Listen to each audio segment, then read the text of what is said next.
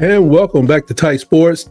You know what I do. I like to do it tight style. We get down here and listen to our coaches and coordinators and break this thing down. First up, we're going to listen in on what Kane Wommack has to say about them Georgia Bulldogs. So let's take a listen. Let me get him. Look at that smile. That's a winner smile right there. Boy, that's my coach. Let's see what Coach Wommack is talking about when it comes to these Georgia Bulldogs. Do this. Aren't you excited? Everyone, we're starting with Coach Wommack. We'll have Coach begin with an opening statement, and then we'll take some questions. Okay. Are you ready? Yeah. Before I get going on our plan for Georgia and answer your questions, I do want to just take a minute and offer my condolences to one of my good friends, Sean Clark, and his family, Janelle, and their two kids, Braxton and Gianna. Just to hear of his passing, the last couple of weeks we've gotten updates, and just a sad moment. And you think about a person that I would want my sons to be coached by. I can't think of anybody in this profession that better than Sean Clark. He's a fantastic human being, great energy, loyal, thoughtful, and certainly I was glad to be able to call him my friend. So, the profession is tough sometimes when you lose people in any profession, but certainly you move on and you continue to work and do the things that you need to do. And so, for this week, looking at Georgia, we're certainly excited about. And we here at Tight Sports would like to extend our condolences and prayers to the family. About this opponent, have tremendous respect for Coach Smart and Coach Bobo and the way they operate offensively. I think they've done a really good job with their quarterback and Gunnar Stockton. I think he's operating very efficiently right now. I think what they're doing with him and the grit and toughness that they have shown. Great football team that will be a tremendous challenge. They've shown some grit and toughness on the road as they showed in last week in Knoxville, and that's something that we've got to become more consistent as a football team of how we handle adversity on the road. And can't think of a better place than being able to test and prove that than Athens, Georgia this up. I wish we could test it somewhere else because I don't know if Athens is the place to test out our grit. But that game, Tennessee and Georgia, Georgia pulled out a tough one. And, they really went all out to get that one down. Amazing game. Coming Saturday. So looking forward to the game, and there's a lot of work to be done between now and then, and certainly our players have done a great job in the bye week in preparing ourselves to kind of get a jump on the week. So we're in a good place. Looking forward to the work in the week ahead. Thank you, Coach. Let's start on the far left, Chase. Could you speak to the challenge that Georgia's offense presents with its running game? And to that point, how do you feel about the way your defense is executing run fits right now? Yeah, I think we are taking strides. Every team is working to get better, and those are the things that I've told our guys. Everybody has issues right now, but everybody's got to work to get themselves better, and the good teams are the ones that just better themselves week by week. I think our run fits are improving as we go. I don't think we're where we want to be, and certainly I think there's some things that we've put on tape that we're going to have to answer for as we go down the season, things that I would imagine Georgia and other teams in the SEC are going to try to expose. And so we better believe that, brother. I think we had 134 yards, 130 yards per game we give up, just like we did last year. More experienced players. He's the guy who said last year our players, they knew what they were doing. This year they understood what they were doing, but the results have been unimpressive. People don't have to worry about our great defensive back room when they can run through us like a sieve.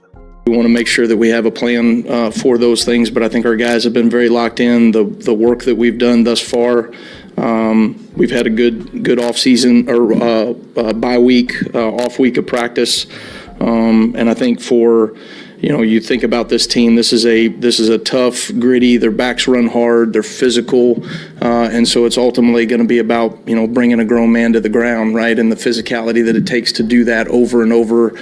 Because I think Coach Bobo does a really good job of just staying committed to the run game as it goes on, and those are like body blows in a boxing match, right? You got to be able to match pound for pound for as many times as they want to run the ball.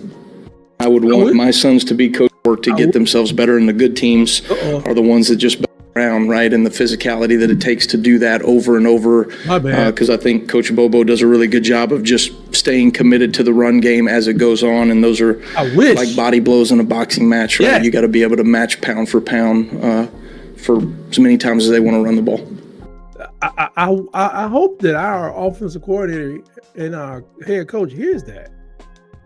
Here's a man that studied under Saban. He's got 2 championships under his belt. This is what it's going to take to beat Georgia. I hope we was just testing out our pass game, and we were not running the ball. Or I hope we wasn't just hoping that we get Jam Miller back to make our run game make sense. You have to run the ball. You got to stay committed to running that ball. You got to take those body blows or give those body blows to the defense to get their legs worn down so you can own them in the third quarter. And I do mean own. Safety's running up so much, they forget how to drop back. And then you hit them. Bop. So how we can have balance? I just want balance. I don't want 7% run. I want balance. We're out of balance. Time possession, 29 minutes. Come on, that needs to be in the as close to 60 as you can get it. Let's go to the opposite side, Nick on the front right. Yeah, follow up on that question about defending the running game. Gunnar Stockton, I think, leads them in rushing touchdowns so far this season. What do you see from him on the ground, what he can do, and how you guys need to defend him? I think they do a really good job with Gunnar in the run game. It's just enough to keep you honest. You see the run game at the right time, certainly third downs and red zone, and those are things that will always be the case for offenses. But he's a physical kid. He's tough. He's gritty. He's willing to get the yards in the read game. He makes the right decisions the vast majority of the time. And so, he has certainly brought an element to their run game that, maybe they didn't have as much with Carson a year ago. And I think that's something that, that certainly we're going to have to account for. Running quarterbacks are bad news for us. Let's face it. If they don't fix this, yet again, Jackson Arnold, Diego Pavia, not so much with Nico at Tennessee, but the newest was added to the collection, Castellanos. This man could come out here and run for 125 just for the heck of it. Like I said, why put it in the air if we're not disciplined with our defense and our gaps or whatever the heck he's telling them to do? The film experts broke that game down with Florida State, and they saw just utter confusion, chaos, lack of discipline, definitely lack of effort. So maybe if we can improve upon the effort, but we still don't know what our responsibilities are supposed to be, that man can run for 200 yards. Anybody can, really, that's out there as an SEC quarterback. Archman and whoever. And that's all it takes to win the game. So I hope they can figure this out. Front row, right in the middle, Tony. What have you seen from the progression of your pass rush? How do you think that's coming along? I think we're taking steps in the right direction. I think we'll know a lot more as we move into SEC play, and we'll know a lot more about our ability to pass rush, after Saturday. So going up against a good team and a good offensive line, big, physical, and certainly they've got great athletes. And so I think pass rush is, you look at it through different facets, just as a four-man rush, how you're blitzing, how you're simulating pressure, But certainly I think just when you look at our defensive line and outside linebackers that are rushing off the edge, I think we're taking steps in the right direction. But I'm excited to see the progression on Saturday. Intensity has been way up. Georgia's screen game has been a pretty prominent part of their offense through the first few weeks. How would you assess how your defense has, shedded blocks and tackled in open space, and how do you emphasize those points in season? Yeah, I think they've done a fantastic job in their perimeter screen game. You look at the screens, you look at the actual, double screens and slip screens and tunnel screens and all those things, and then just the perimeter now screens that they're getting out there. They're blocking on the perimeter at a very high level. You can tell their wide receiver room takes pride in it. They do a good job of taking good angles and breaking tackles. I think that's certainly going to be an element to the game that we have to defend. For us, we have been a pretty consistent space tackling team. That's certainly something that's going to have to show up on Saturday because they're going to test you. They're going to stretch you laterally the width of the field and make you defend, all 53 yards there laterally. So for us, that'll be a good challenge. That's something else. I think when it comes to those screens, Bray Hubbard, now that he's back after his week 1 hiatus, he definitely gets in there. He goes through blocks. He destroys all that. So that's a good thing. And the DBs, they're pretty good when it comes to, I think some of the younger guys could do better at shedding blocks. That comes with time and strength. I just remember a time, if you couldn't get off a block as a DB, you couldn't play DB for another coach at the University of Alabama, who shall remain nameless. Standing up all the way in the back left.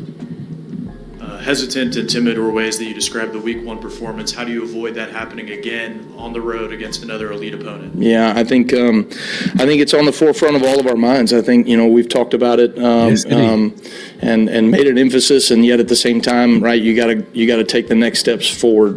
But I think locking your jaw on the road, having a mentality of adversity is coming, and how you're going to be responsive and not reactionary to adversity is a major aspect to overcoming adversity on the road. And I think that's something that we have to show that we can do a better job of as a football team. I think it's something that we have stressed to our players. Our players have taken great ownership of it. Our coaches have taken great ownership. We've got to make sure when adversity comes that as a sideline and as a football team, we're ready to go, not just mentally, but physically respond, emotionally respond in that moment, and something that I'm looking for the opportunity to respond to adversity. I think us as a coaching staff, us as a defense, that's something that we're kind of looking forward to the opportunity to showing. Stand on the left side. We'll go to Katie. Well, I still say it may never become a proof of a fact. I think they was in a hotel. I think they was wilding out. I think the cat was away and the mouses were playing because they came on that field. They was dragging. It's very unprofessional. I guess I can say that now. And they were dragging. They didn't even like I won't say they didn't like a Power 4 team. Even though Jeremy Bernard and Ty did their thing, they were like by themselves. It was really embarrassing. They didn't even. It wasn't that we got down by, what did we get down by? 14-7 and we got depressed? No. They was dragging. Like they had something going on. Hard night of staying up late, partying, whatever. Playing Madden, doing TikTok. Something didn't look right about that team. And I hope that was a fluke. And we can run off this 11 straight real quick. What is the possibility of getting Tim Kane back, even if it's in limited reps, just bring for this defense from an on-field perspective and his leadership? Yeah, Tim will be back for the game. He's done a great job. Has been practicing, the last couple of days here and has looked pretty good. And so, credit to him and Jeff Allen and our staff for getting him, ready to go. So excited certainly to have him back. Just the physicality that he brings, the experience, the block recognition, the ability to get off of blocks, and certainly what he does for us, not only in the run game, but I thought he has taken some strides in pass rush as well from an interior pass rusher. And so excited to have him back this week. Yes, No Lord. more questions. Let's go to Colin, front left. But we lost a defensive lineman to injury. Road game adversity thing. Has there been any change in conversation, change in approach in terms of, road atmosphere, how you guys talk about road games? Like, what does that look like between you and the rest of the coaching staff? Yeah, conversations that we have. I think Coach DeBoer has a very good pulse for our football team right now. I think we've made some adjustments to give ourselves the best chance to be able to play responsive football on the road in adverse situations. And so, for us as a football team, it's a mindfulness. I think our players, they're great young men, they're great kids. They get whatever we emphasize, we tend to get from our players. And so, we have made that a huge point of emphasis. I think you've seen that at home in the energy and juice that we've brought from our sideline, the passion that our guys have played with the last two games. But there's a difference when you have to go on the road, particularly in the SEC and in a hostile environment, and respond to adversity. I thought at times we have been a team, that has been reactionary to adversity, and we've got to be more responsive. It's at the forefront of our minds, and I expect to see a very responsive football team on Saturday. All right, let's finish up. Yeah, we got all these trucks that travel ahead of the team and all these flights that travel. Man, pack a bunch of pride in that thing. I mean, reactionary should not. And his defense, and he talked about how people had to pick up on stuff when it came to Florida State. No. I tell you one thing: if everybody go hit somebody, every single doggone play, yeah, you give up a touchdown. Some of the folks don't want that kind of life. You got to make them not want that kind of life. That's Alabama's brand of football. And what I saw is Florida State gave us Alabama's brand of football. If you think Georgia ain't gonna bring that hat, I'll be shocked. They haven't looked like a very powerful Georgia team, but still Georgia. And what they do, well, they kind of stick to it. It's up to you to out physical them cats. Man, are we ready? Emily Grace right on the front row on the left. Hey, Coach, what elements of this defense do you feel like you were able to fine-tune with this extra prep time, and how do you expect that to translate? Good question. Well, the first thing is you look at like some self-scout things. What have we put on tape? What are we going to have to answer for as the season goes on? What are we doing well? What do we need to continue to show and do more of?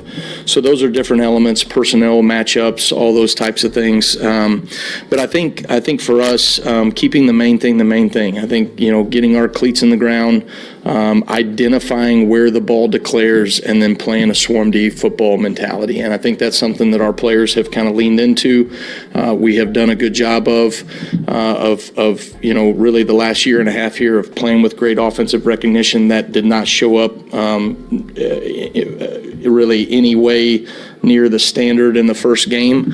And so getting back to playing that style of recognize where the ball's going to be, where the ball declares, and then going and finishing and playing. I think that's something that we've got to make sure continues as we get into SEC play.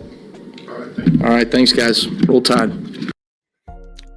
Thank you, Coach, for giving us Roll Tide right there. But I ain't gonna lie, he's kind of on he's on a hot seat. He's on a hot seat. I hope he can pull it together, but this lack of intensity on the road, and find the ball, see the ball, swarm to it. Yeah, it hadn't been happening on the road. It's barely been happening. This is another year, and he has to know that he's replaceable. If you got to get somebody else in here to just knock off 11 points a game, somebody to knock off 40 yards per game in rushing to get us under 100. Or close to 100, he got to be feeling more pressure than anybody. Because like I said, he ain't got no big old buyout when it comes to your defensive coordinator. Not big enough that Alabama can't pay it. So this is a really big test for him. I mean, a really, really big test, because I have to ignore the Wisconsin and ULM game. I mean, those were scrimmages. Wisconsin is changing their whole offense, and ULM is ULM. So